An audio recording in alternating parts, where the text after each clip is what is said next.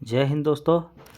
आज के इस सेशन में हम लोग पढ़ेंगे बायोलॉजी के चैप्टर 2 को, जिसमें हम लोग देखेंगे हिस्टोलॉजी।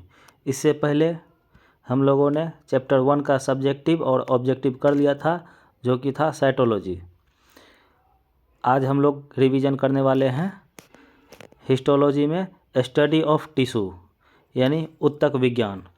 तो चलिए आइए दोस्तों स्टार्ट करते हैं। तो पहला पॉइंट है समान आकार के कोशिकाओं का समूह जो आपस में मिलकर एक समान कार्य करते हैं ऊतक कहलाते हैं। कोशिका का समूह है ऊतक कहलाते हैं। ऊतक कोशिका का समूह है। ऊतक कोशिका का समूह है। फिर से एक बार देखते हैं। समान आकार के कोशिकाओं का समूह जो आपस में मिलकर एक समान कार्य करते हैं ऊतक कहलाते हैं। ऊतक कोशिका का समूह है। एक ऊतक की सभी कोशिका आकार, कार्य और उत्पत्ति में समान होती है। पौधों तथा जंतु की कोशिका लगभग समान होती है, परंतु पौधों तथा जंतु के ऊतक अलग अलग होते हैं। आगे है पादप ऊतक यानी प्लांट टिश्यू। ऊतक यानी टिश्यू, पादप प्लांट। पौधों के ऊतक के कोशिकाओं की विभाजन क्षमता के आधार पर दो भागों में बांटा गया है। पहला है विभाज्योतिकी ऊतक यानी मेरिस्टेमेटिक टिश्यू। विभाज्योतिकी ऊतक को इंग्लिश में मेरिस्टेमेटिक टिश्यू। तथा दूसरा है अस्थायी ऊतक, परमानेंट टिश्यू। अब पहले से देखेंगे विभाज्योतिकी ऊतक से। विभाज्योतिकी ऊतक, यह ऊतक ऐसी कोशिकाओं की बनी होती है जिसमें विभाजन की क्षमता होती है। ऊतक की कोशिकाएं गोल, अंडाकार या बहुभुजीय होते हैं। इस ऊतक के कोशिकाओं के बीच खाली जगह, इंटरसेल्यूलर स्पेस नहीं होते हैं। कोशिका में कोशिका द्रव्य प्रचुर मात्रा में भरी रहती है, परंतु इन कोशिकाओं में रिक्तिका यानी वैक्यूल्स छोटी होती है अथवा नहीं होती है। अगला पॉइंट देखेंगे।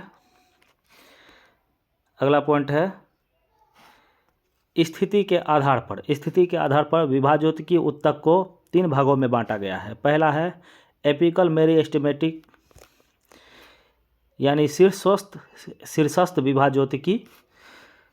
यह ऊतक तने के अग्र भाग में रहते हैं। इस ऊतक के विभाजन के फलस्वरूप ही पौधा का लंबाई में बढ़ते हैं। पौधा की लंबाई बढ़ना प्राथमिक वृद्धि कहलाते हैं यानी प्राइमरी ग्रोथ। पौधे के लंबाई में वृद्धि प्राथमिक वृद्धि कहलाता है।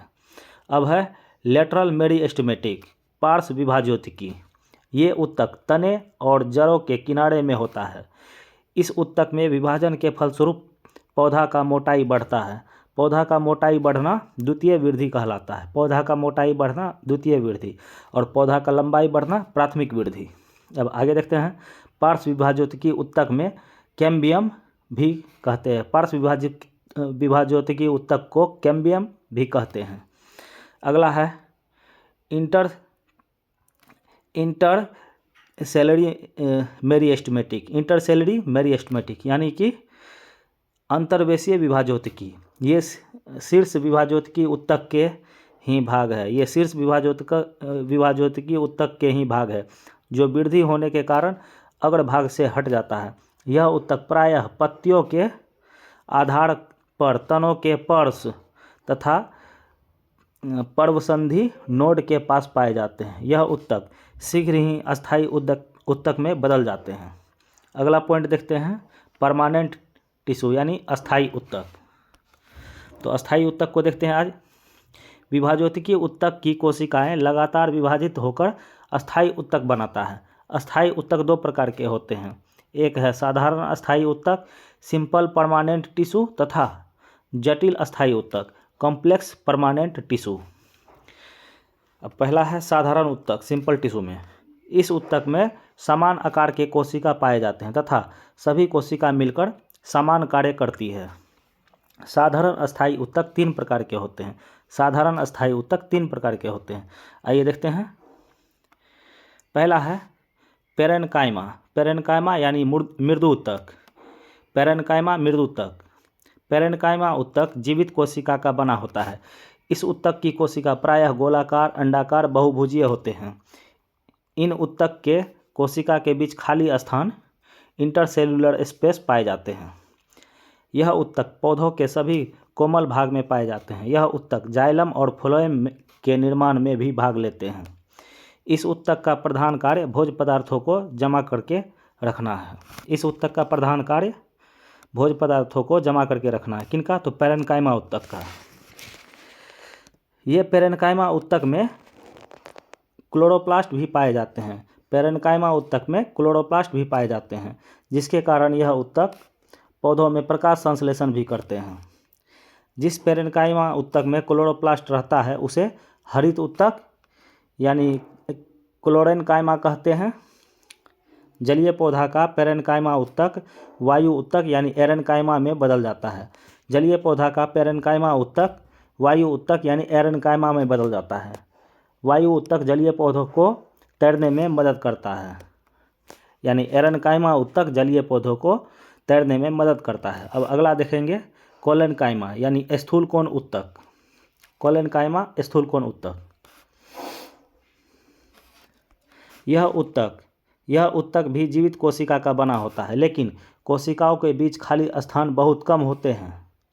अगला है इस उत्तक की कोशिका लंबी, गोल, अनियमित ढंग से कोनों पर मोटी होती है। सेलुलोज के अधिकता के कारण इस कोशिका की कोशिका भित्ति सेल वॉल मोटी होती है। यह उत्तक केवल कमजोर पौधों में ही पाए जाते हैं तथा पौधों को प्रत्यास्था प्रदान करते हैं। बड़े वृक्ष इस उत्तक का अभाव रहता है। बड़े वृक्षों में इस उत्तक का अभाव रहता है। कभी कभी इस उत्तक में हरित लवक यानी क्लोरोप्लास्ट भी पाए जाते हैं, जिससे कुछ मात्रा में यह प्रकाश संश्लेषण द्वारा भोजन तैयार करते हैं। अब आगे देखेंगे स्क्लेरेन्काइमा यानी दृढ़ उत्तक। आइए देखते हैं स्क्लेरेन्काइमा को। यह उत्तक मृत कोशिका के बने होते हैं। स्क्लेरेन्काइमा उत्तक मृत कोशिका के बने होते हैं। इस उत्तक की कोशिका लंबी, संकरी तथा मोटी कोशिका भित्ति वाले होते हैं। इस उत्तक के कोशिका के बीच कोई खाली जगह नहीं होता है। इस उत्तक के कोशिकाओं में लिग्निन नामक रसायन पदार्थ पाया जाता है। इस उत्तक में लिग्निन नामक रसायन पाया जाता है। यह रसायन कोशिका को काफ़ी मजबूत बनाता है। यह उत्तक बीज तथा फलों के ऊपर मजबूत आवरण बनाते हैं। पौधों से प्राप्त जूट, सनई, पटवा दृढ़ उत्तक के हैं। पौधों से प्राप्त जूट, सनई, पटवा दृढ़ उत्तक के होते हैं। यह उत्तक पौधों को यांत्रिक सहायता पहुंचाते हैं तथा पौधों के आंतरिक भाग को सुरक्षा देते हैं। अब आगे देखते हैं जटिल उत्तक यानी कॉम्प्लेक्स परमानेंट टिश्यू। तो इसको देखते हैं। जटिल उत्तक विभिन्न आकार की कोशिकाओं के बने होते हैं, परंतु सभी कोशिका एक इकाई के रूप में कार्य करते हैं। जटिल उत्तक दो प्रकार के होते हैं, एक है जाइलम और दूसरा है फ्लोएम। अब जाइलम को देखेंगे। जाइलम को हिंदी में दारू बोलते हैं। जाइलम को हिंदी में दारू। अब आइए आगे देखते हैं जाइलम को। जाइलम उत्तक चार प्रकार के होते हैं। जाइलम उत्तक चार प्रकार के कोशिकाओं का बना होता है। जाइलम उत्तक चार प्रकार के कोशिका का बना होता है। जाइलम उत्तक पूरे पौधों में पाया जाता है, जिसका सर्वप्रमुख काम है जल का संवहन करना। जाइलम का सर्वप्रमुख काम है जल का संवहन करना। इसके अलावा जाइलम पौधों को यांत्रिक सहायता देता है तथा भोजन संग्रह भी करता है। जाइलम जिस चार प्रकार के कोशिकाओं में बनते हैं वे है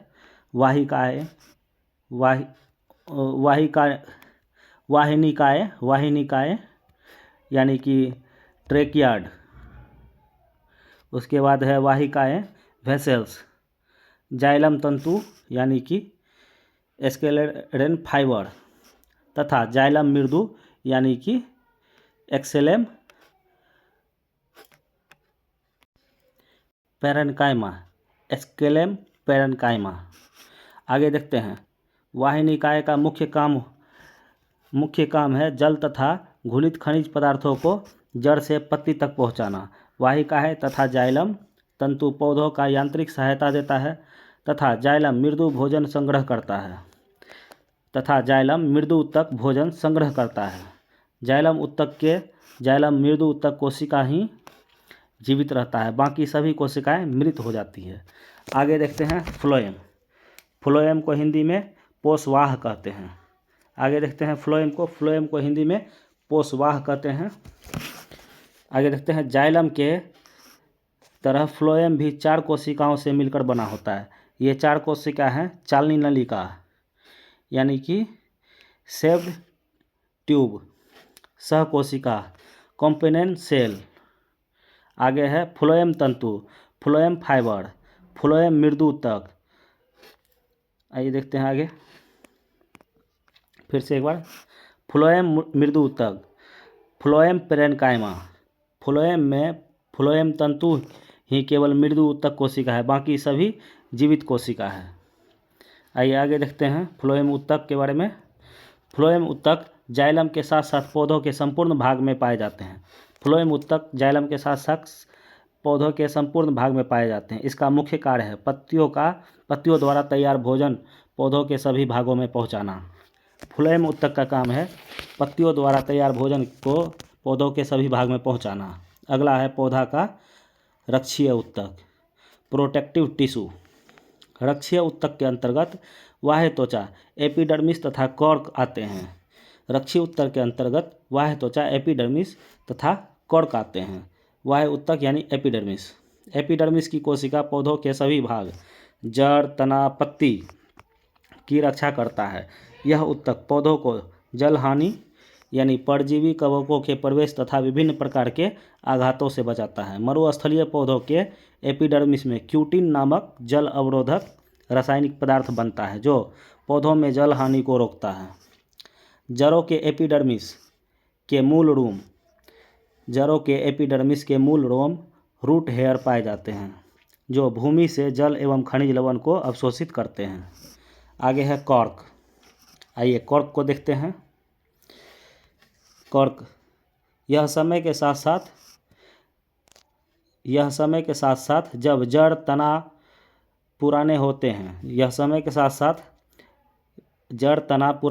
हैं तब तने के एपिडर्मिस का स्थान कॉर्क कैम्बियम आ जाता है। एक बार फिर से देखते हैं। समय के साथ साथ जड़ तथा तना पुराने होते हैं तब तने के एपिडर्मिस का स्थान कॉर्क कैम्बियम आ जाता है।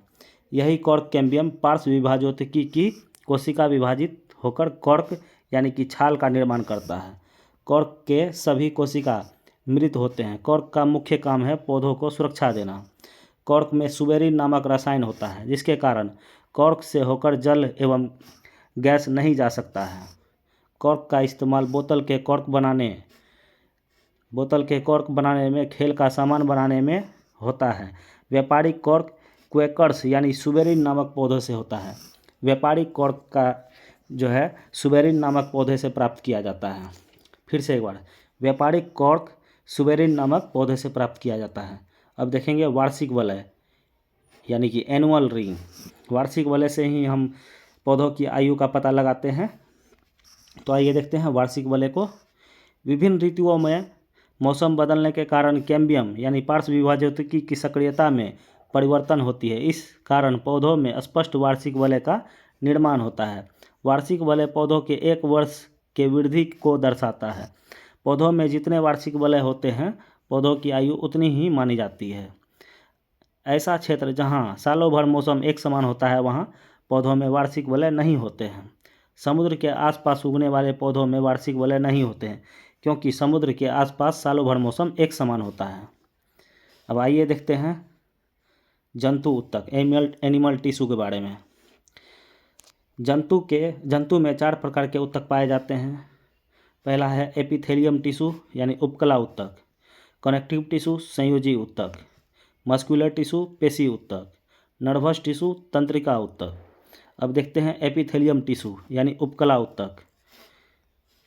आइए उपकला ऊतक के बारे में देखते हैं। एपिथेलियम ऊतक अंग के बाहरी भाग तथा आंतरिक भाग का निर्माण करती है। इस ऊतक के कोशिकाओं के बीच कोई रिक्त स्थान नहीं होता है। एपिथेलियम ऊतक का मुख्य कार्य अंगों का सुरक्षा प्रदान करना है। यह ऊतक शरीर के विभिन्न अंगों में पदार्थ के विसरण, स्रवण तथा अवशोषण में सहायक होते हैं। एपिथेलियम ऊतक को 4 भागों में बांटा गया है। पहला है सल्की एपिथेलियम यानी कि स्क्वैमस एपिथेलियम।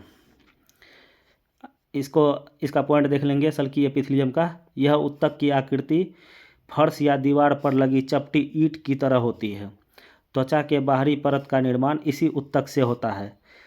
इसके अलावे यह ऊतक रक्तवाहिकाओं तथा अंगों के भीतर स्तर का निर्माण करता है, भीतरी स्तर का निर्माण करता है। आगे देखते हैं स्तंभाकार एपिथेलियम। स्तंभाकार एपिथेलियम, इस ऊतक की कोशिका लंबी होती है तथा कोशिका के मुक्त सिरे पर माइक्रोविलाई होता है। इस ऊतक की कोशिका लंबी होती है तथा कोशिका के मुक्त सिरा पर माइक्रोविलाई होती है। यह ऊतक ऐसे अंगों के आंतरिक भाग का निर्माण करते हैं जहां अवशोषण या श्रवण का काम होता है, जैसे आंत, अमाशय, पित्ताशय। अब आगे देखते हैं घनाकार एपिथेलियम। इस ऊतक के कोशिका का आकार घन के समान होता है। यह ऊतक के द्वारा शरीर में ग्रंथि यानी ग्लैंड्स का निर्माण होता है। अब प्रमुख ग्रंथि देखेंगे तो प्रमुख ग्रंथि में देखते हैं, पहला है ए में श्वेत ग्रंथि। श्वेत ग्रंथि, यह ग्रंथि स्तनधारी त्वचा के ऊपर परत एपिडर्मिस में पाए जाते हैं। इसके द्वारा पसीने का स्रवण होता है। अब लेक्राइमल ग्रंथि। लेक्राइमल ग्रंथि, यह ग्रंथि आँख में पाई जाती है जिससे आंसू का स्रवण होता है, जिससे आंसू का स्राव होता है। आंसू में लाइसोजाइम नामक विशेष एंजाइम पाए जाते हैं जिससे प्रभाव से आँख में आए हानिकारक सूक्ष्मजीव नष्ट हो जाते हैं। अब है सेरुमिनस ग्रंथि। यह स्तनधारी वर्ग के जीव के कान में पाया जाता है। सेरुमिनस ग्रंथि, यह स्तनधारी वर्ग के जीव के कान में पाए जाते हैं। इस ग्रंथि मोम के समान पदार्थ स्रावित होता है। इस ग्रंथि से मोम के समान पदार्थ स्रावित होता है। अब आगे देखते हैं सीबम ग्रंथि। यह ग्रंथि त्वचा के डर्मिस यानी कि भीतरी परत में पाए जाते हैं। यह ग्रंथि एक प्रकार का तेलीय पदार्थ स्रावित करती है जिससे सीबम कहते हैं, जो त्वचा एवं बालों को चिकना और जलरोधी बनाए रखता है। अब आगे है पक्षाभि उपकला यानी कि सिलिएटेड एपिथेलियम। इस ऊतक की कोशिका लंबी होती है तथा इसमें सिलिया पाए जाते हैं। इस ऊतक की कोशिका लंबी होती है तथा इसमें सिलिया पाए जाते हैं। यह ऊतक ट्रेकिया के भीतरी सतह में अंडवाहिनी गर्भाशय में पाए जाते हैं। यह ऊतक अंगों द्वारा स्रावित पदार्थ को सिलिया के द्वारा गति प्रदान करते हैं तथा पदार्थ को एक ही दिशा में जाने में मदद करता है। आगे है कनेक्टिव टिश्यू यानी संयोजी ऊतक। आइए देखते हैं संयोजी ऊतक को।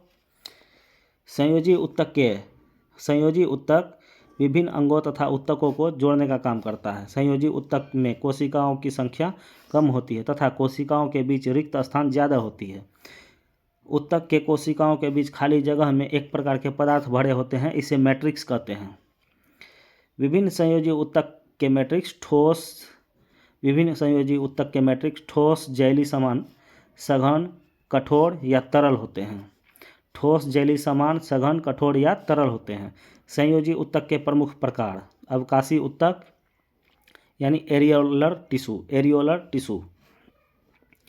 यह ऊतक रक्तवाहिनी यानी ब्लड वेसल्स तथा तंत्रिका नर्वस सेल के चारों तरफ घेरा बनाता है। यह ऊतक रक्तवाहिनी, ब्लड वेसल्स तथा तंत्रिका नर्वस सेल के चारों तरफ घेरा बनाता है। एरियोलर ऊतक त्वचा के मांसपेशी या दो मांसपेशी को आपस में जोड़ता है। अब देखते हैं मास्ट कोशिका। यह एरियोलर ऊतक में पाई जाने वाली कोशिका है। यह कोशिका रुधिर वाहिनी के चारों ओर पाई जाती है। इस कोशिका द्वारा हिस्टामिन प्रोटीन, हिपेटिन कार्बोहाइड्रेट तथा सीरोटोनिन प्रोटीन स्रावित होता है। अब आगे देखते हैं हिस्टामिन रुधिर वाहिनी को फैलाता है। हिपेरिन शरीर के अंदर रक्त को जमने नहीं देता है। हिस्टामिन रुधिर वाहिनी को फैलाता है और हिपेरिन शरीर के अंदर रक्त को जमने नहीं देता है।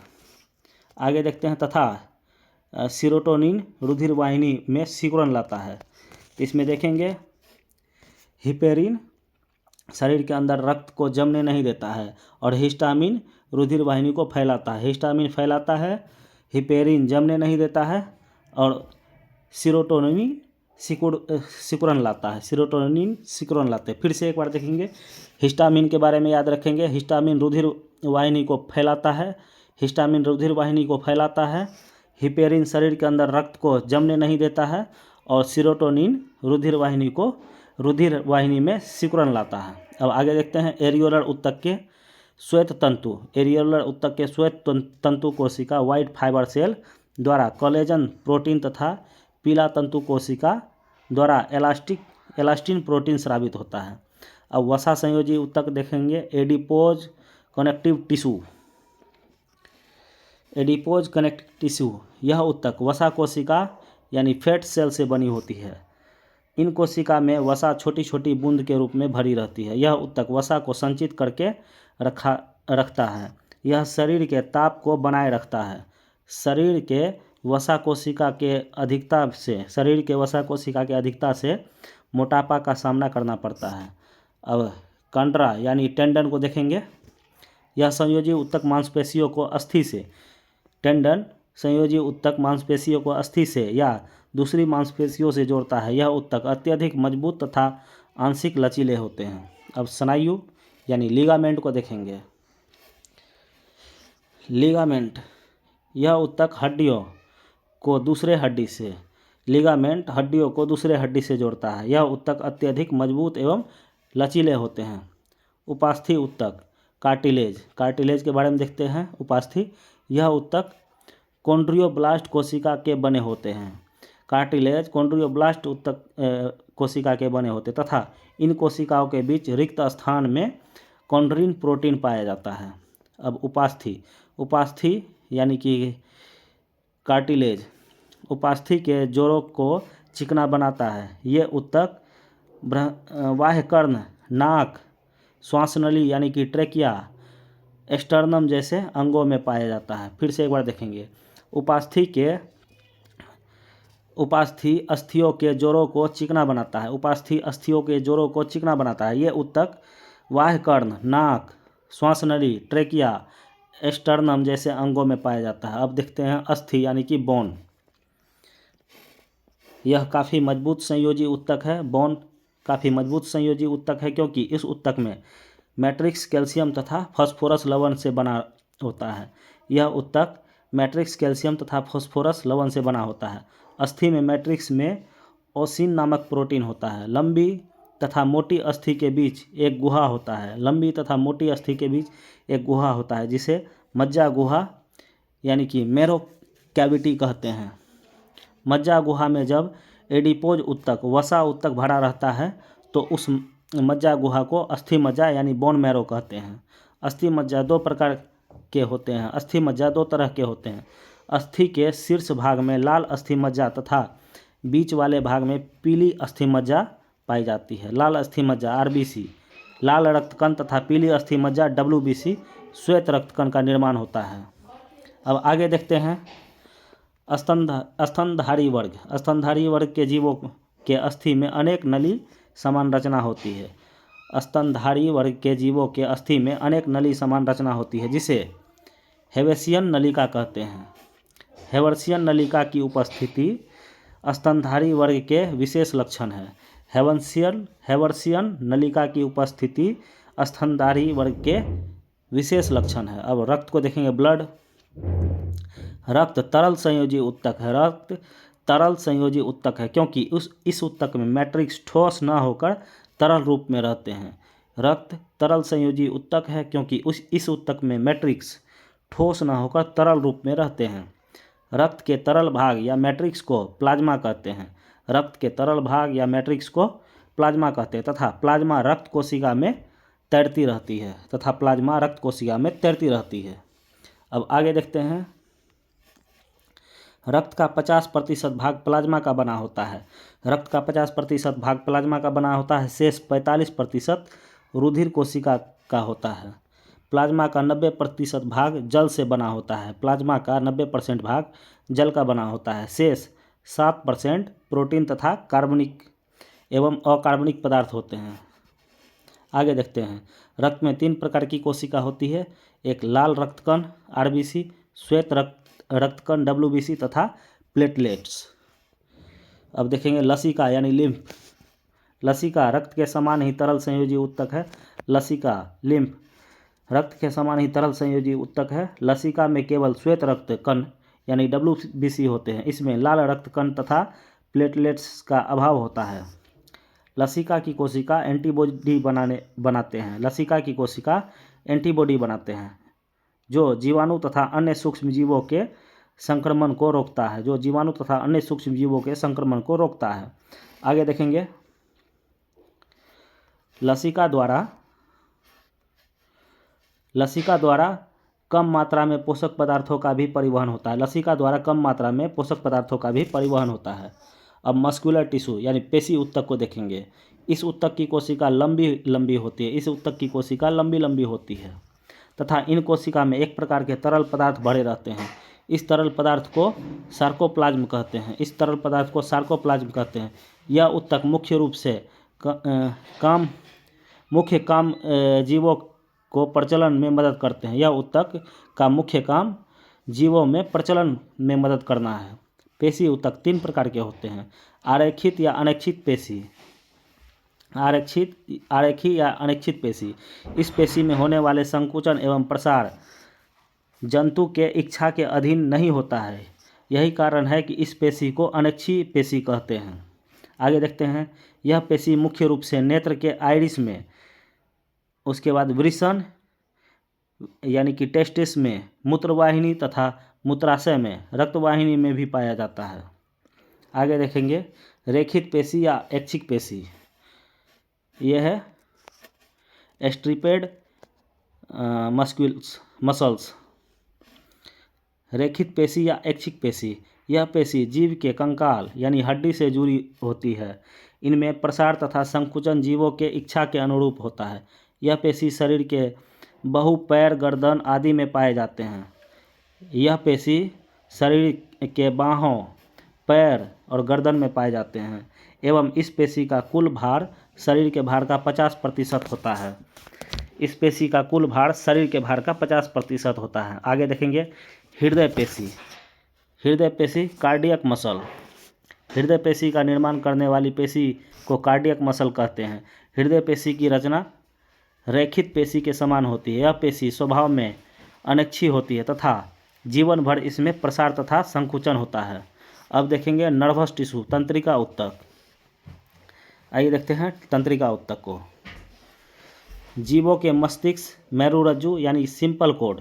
जीवों के मस्तिष्क, मेरुरज्जु, सिंपल कोड तथा सभी तंत्रिकाएं नर्वस इसी ऊतक के बने होते हैं। तंत्रिका ऊतक की कोशिका को न्यूरॉन कहते हैं। न्यूरॉन कोशिका को तंत्रिका तंत्र की इकाई भी कहते हैं। फिर से एक बार देखेंगे। जीवों के मस्तिष्क यानी मेरुरज्जु तथा सभी तंत्रिका इसी ऊतक के बने होते हैं। तंत्रिका ऊतक की कोशिका को न्यूरॉन कहते हैं। न्यूरॉन कोशिका को तंत्रिका तंत्र की इकाई भी कहते हैं। यह ऊतक संवेदना को शरीर के एक भाग से दूसरे भाग में भेजने का कार्य करती है। इन ऊतक की कोशिका में विभाजन की क्षमता नहीं होती है। तो इसके साथ ही बायोलॉजी का दूसरा चैप्टर ख़त्म हुआ, जिसमें हम लोग पढ़ रहे थे टिश्यू। तो काफ़ी मेहनत के बाद इसे ख़त्म कर दिया गया है। आशा करता हूँ कि आप लोग इसका 2-3 बार रिवीजन करेंगे। उसके बाद मैं इसका ऑब्जेक्टिव भी चैनल पे अपलोड कर दूंगा। आप लोगों से अनुरोध है कि आप लोग इस चैनल को सब्सक्राइब कर लेंगे ताकि आने वाले हर वीडियो को आप लोग अच्छी तरह से रिवीजन कर सकें और हम लोग अपनी तैयारी को काफ़ी अच्छे तरीके से बूस्ट कर सकें। तो आइए आज के वीडियो को यहीं समाप्त करते हैं। इसके बाद इसका ऑब्जेक्टिव मैं अपलोड कर दूंगा। धन्यवाद।